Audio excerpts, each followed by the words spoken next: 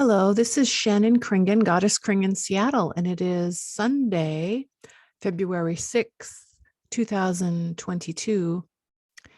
And I just had a really great experience. It's been kind of gloomy here, and I was just outside sunbathing in my bikini and my bathrobe, barefoot, because, it's still kind of chilly in Seattle. I think it's 40 something degrees Fahrenheit. But I recharged my batteries with the sunshine, and my cat and I hung out in the yard. And then I was dancing around to Tom Petty with my headphones on, washing my car. Um, I have a car that I have glued opalescent rhinestones onto. And so I have a beautiful art car I call Opal Moonstone, and I decorated it in the summer. And once the weather gets better, I'm going to put more rhinestones on my car. And I'm going to go work soon with a photographer that I haven't modeled for in a long time with black light body paint. I've never actually done a black light body paint photo shoot. You would think Goddess Kring would have already done that, but I'm excited. I'm going to do that and share that with my members only websites. And then I'm going to share some of the photos on all my social media websites like, Twitter, Instagram, Flickr, and all my journals and blogs. And I just had a profound experience actually out in the grass. There's a lot of conflict happening in the world right now, and people arguing about what is true and what is false. And I'm not here to tell you what's true or false. I just want to tell you about an experience I had in the grass with my cat. Wow, my cat, I'm going to read from my journal. Wow, my cat Keesoon is very brave. This big dog was barking and growling and being aggressive towards my cat through a fence, so there was no real danger. But instead of my cat running away, my cat stood his ground and said, "You want a piece of me?" Like he kind of looked at the dog like, "Hey, you want a piece of me?" Very strong kitty personality. I had a short conversation with the nice lady that had her dog. She was calmly petting her dog, trying to calm the dog down because the dog kind of ran, like she was trying to walk the dog and it ran and lunged at my cat.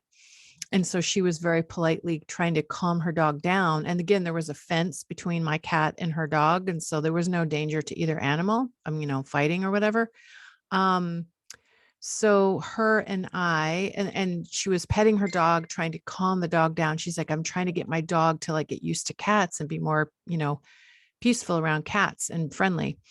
And so her and I had a discussion about dogs and cats and how they can sometimes be friends and sometimes perhaps not be friends. My cat Keesoon so far doesn't want to be friends with any dogs. And that was refreshing. Nice lady. I think she was relieved that I wasn't mad at her for her dog barking. Because sometimes I've seen people like yell at people if their dogs like run and bark or something, but I don't tend to do that. I tend to have a lot of patience and empathy for dogs and animals in general and what they go through. So I think the lady was relieved that I was very nice to her and not like freaked out that her dog was barking at my cat. And again, there was a fence in between, so there was no real danger. And I think because I think it's natural for dogs and cats to act territorial towards one another. And it's kind of powerful symbolism. If you think about it, it's like two sides to a conflict could try to have empathy for each other and acknowledge each other's point of view. Each one is afraid of the other. Actually, I don't think the dog was afraid of my cat, but the dog wanted to chase my cat and sniff my cat. And my cat felt threatened by the dog, apparently, of course, because my cat's a lot smaller than the dog. And so it's like symbolism that people could learn something if there's a boundary, which is a fence. On some psychological level, it could symbolize something else, but like having a boundary between you and somebody else that you don't agree with, and try to have empathy like, oh yeah, I started writing a poem once called Empathy for the Predator, but I never finished it. Empathy for the Predator. In other words, people are afraid of each other and we do this us versus them thing.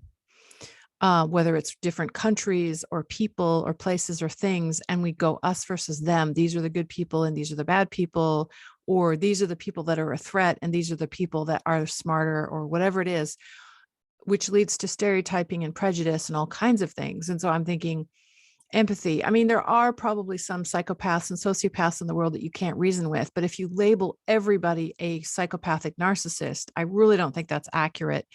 Plus, if somebody always thinks the other side is the bad side, that side might want to look at their own shadow, because every country and every human has a dark side, in my opinion. So, including me, I have a dark side. So, empathy, compassion, seeing things in a different way. And I catch myself judging other people that I disagree with. And I also have had other people judge me and disagree with me. So I know what it's like on both sides of that. So just some thoughts to ponder. Dogs and cats and fences and the symbolism. And I saw a hawk on my way to somewhere the other day, to an art model job. And there was a beautiful hawk on the side of the road. And instead of the hawk flying, the hawk was down on the ground. And I'm thinking that's symbolism for me, on the ground. And I looked up hawk symbolism, and it has something to do with being stronger as an individual and trusting your instincts and your intuition. So that resonates with me. I have a beautiful feather I found on a hike, and I think it's a red-tailed hawk feather. And there's a Tom Petty song where he mentions a red-tailed hawk. The red-winged hawk is circling, the black top stretches out for days. How could I get so close to you and still feel so far away? That's a beautiful Tom Petty song called You and I Will Meet Again. I love that song. There's another Tom Petty song. Tom Petty lyrics really resonate, and Tori Amos lyrics also. But the Tom Petty lyric I also love is from their song You Get Me High. Oh yeah, I feel energized when I sunbathe and also stand barefoot on the earth. And then I ain't afraid of what people say. I ain't afraid of the great deception. Every bad dream that comes my way turns to smoke on closer inspection. That's something to learn about the illusion of gossip and the illusion of fear and the illusion of, I mean, there's real reasons to be afraid on this earth. We all want to survive. We have instinctual fear to protect ourselves from danger. But sometimes we are afraid of things that turn out to be illusions. So I love that Tom Petty. I ain't afraid of what people say. I ain't afraid of the great deception. Every bad dream that comes my way turns to smoke on closer inspection. So, like, watch out. If you're afraid of something in your own mind that you're thinking, you might be telling yourself a story that may or may not be true. And there are certain things being said in the world that may or may not be true, and it's leading a lot of people to be very frightened. And we might want to examine our own personal lives and examine actually what's happening in front of us in reality in our own life to keep ourselves strong and healthy. That's just a thought that I have. So thanks for listening. This is Shannon Kringen, Goddess Kringen, Seattle. Have a good day. I'm excited to work with this photographer and do some black light photo shoots. I'm going to pose in body paint, and I'll definitely be wearing a bikini for part of it. So, because if I have body paint on and a bikini, then I can share those photos almost anywhere. Whereas if I'm not wearing the bikini and I'm just doing the body paint, obviously I can only share those in a very limited way.